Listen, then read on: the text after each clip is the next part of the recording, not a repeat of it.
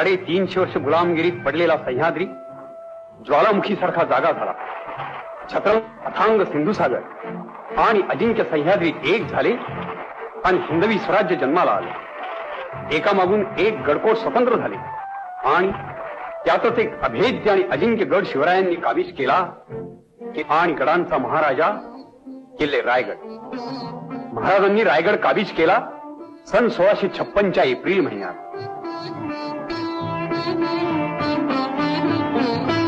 उभ्या दख्खनच्या मुलखात रायगडासारखा दुसरा गड नाही. रायगड बुलंद आहे, बाका आहे, बेलाग आहे. उत्तुंग पहाडांनी गडाला गराडा घातलाय. सीतेच्या हृदयात रावणाला प्रवेश मिळणं जसं अशक्य, तसा स्वराज्याच्या शत्रूला रायगडात प्रवेश मिळणं हे अशक्य होतं. रायगडात शत्रू शिरेल फक्त फितुरी झाली तरच. आणि राजधानीच्या दृष्टीनं गडावरती वेगवेगळी बांधकामं करण्याचा हुकूम महाराजांनी हिरोजी इंदुलकरांना दिला.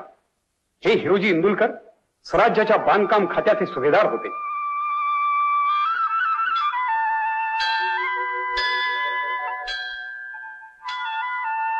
जगदीश्वराचं मंदिर साय संगीन बांधून पूर्ण झालं आणि हिरोजींच्या अंतःकरणातील भाव या पायरीवर असा व्यक्त झाला. सेवेचे ठाई तत्पर हिराजी इंदुलकर. रायगडचे हे चिरेबंदी रखवालदार. माणसं बेईमानी बनली, पण ह्या चिरेबंदी शिलेदारांनी मात्र अस्मानी आणि सुलतानी हल्ले आपल्या छातीवर झेलीत झेलीत गडाच्या महादरवाजाचं रक्षण केलं.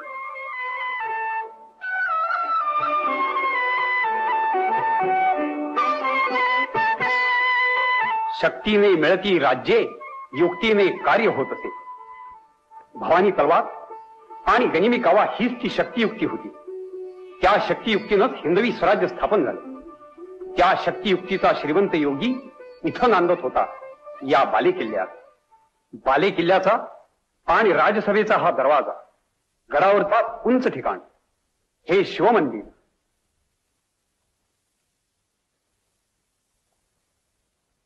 आणि हा कुशावर्त तलाव.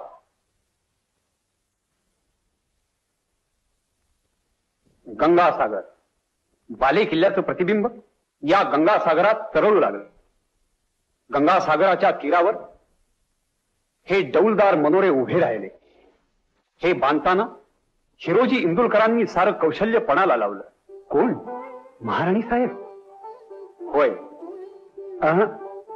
जणू रायगडची राज्यलक्ष्मीच मनोऱ्याच्या गवाक्षातून आपल्या राजधानीचं रूप न्याहाळतीये.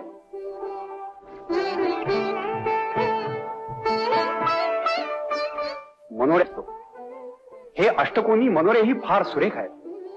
पूर्वी आत कारंजी उडत असत, पडदे हेलावत असत आणि हंड्या झुमरस झगमगत असत.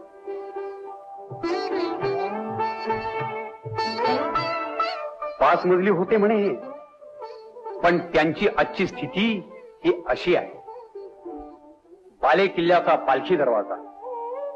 राजवाड्यात पुरुष मंडळींचा राबता या दरवाजाने असते. छत्रपतींची पालखी या दरवाजाने जात येत असते. आणि हा मेणा दरवाजा. राजघराण्यातील स्त्रियांचे मेणे या दरवाजातून जात येत. हत्तीखाना.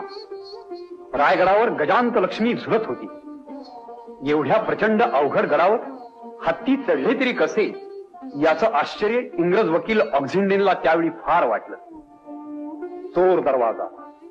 यालाच वाघ दरवाजा असेही म्हणत. यातून उतरणारी वाट भयंकर अवघड आहे. या कड्यावरून ती वाट उतरते. इथून उतरायची हिंमत फक्त पाण्याच्या धारेलाच होईल आणि चढायची हिंमत फक्त वाऱ्याच्या झोतालाच होईल. पण महाराजांचे मावळे सहज उतरत, सहज चढत.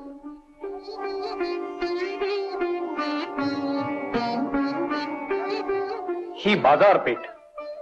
पेठेतून जाणारा हा राजरस्ता किती विशाल आहे.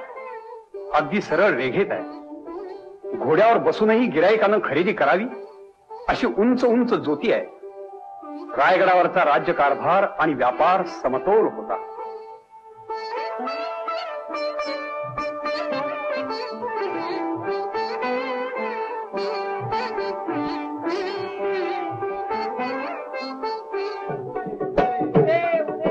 रायगडची ही आदिदेवता शिरकाई भवानी.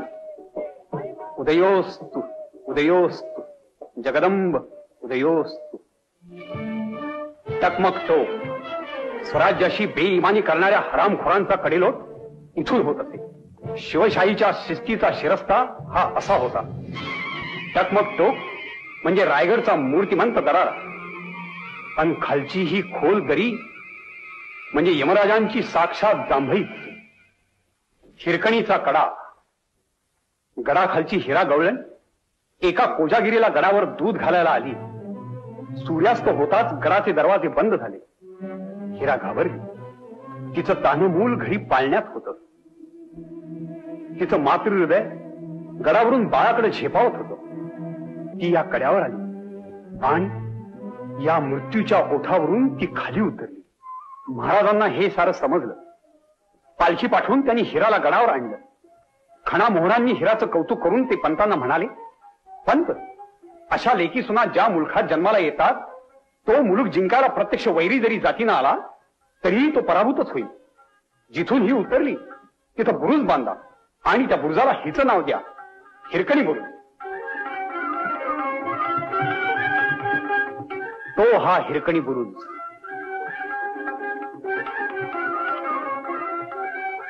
अशा गुणी माणसांचं कौतुक या सदरेवर होत असे.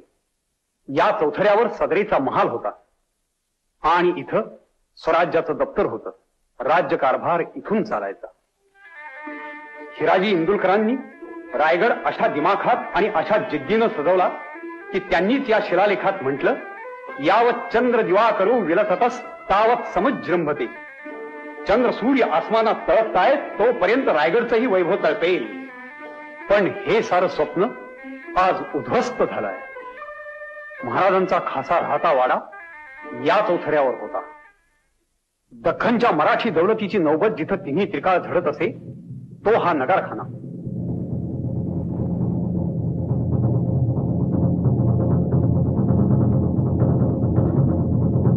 इथं छत्रपतींचा दरबार भरत असे.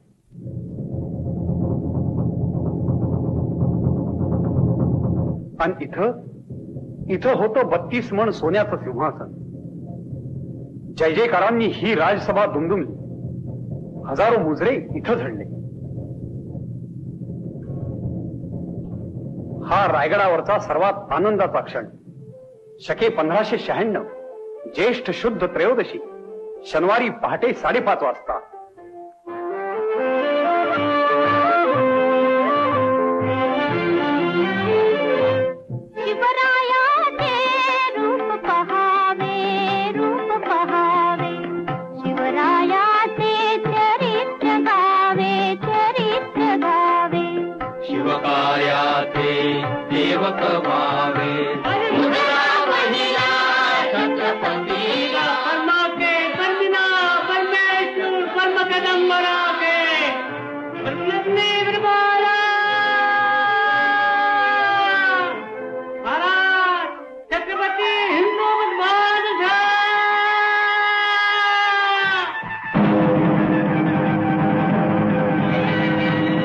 तेजतम अंश पर कन्नजमी कंस पर जो म्लिंच वंश पर शेर शिवराज है, शेर शिवराज है, शेर शिवराज है, शेर शिवराज है. रायगड धन्य झाला. उदंड जाहले पाणी स्नान संध्या करावया. रायगडची भाग्य भवानी संतुष्ट झाली. अशा आनंदात 6 वर्ष उलटली. सूर्याला ग्रहण लागलं.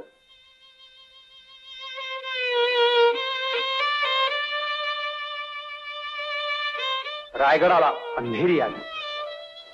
रायगडचं सौभाग्य हरपलं. महाराज गेले.